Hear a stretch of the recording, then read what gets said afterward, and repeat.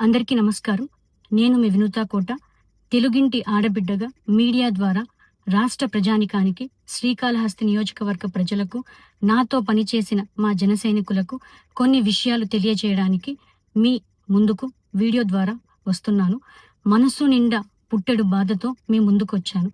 మేము చేయని తప్పుకి మేము జైలుకు వెళ్ళినందుకు కూడా నాకు బాధ లేదు, కానీ మేము చంపాము అని మీడియా ఛానల్లో ప్రచారం చేయడం నాకు చాలా చాలా చాలా బాధ వేసింది.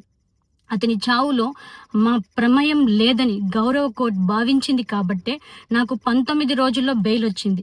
సబ్సిక్వెంట్లీ 1 నెలలో మా అందరికీ బెయిల్ వచ్చింది.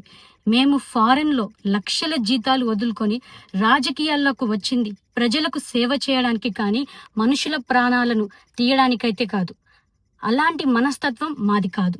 ఈ కేసులో మాకు ఎలాంటి సంబంధం లేదని గౌరవ కోర్టులో మేము నిరూపించుకొని క్లీన్ చీట్తో తప్పకుండా ఈ కేసు నుండి బయటకు వస్తాం.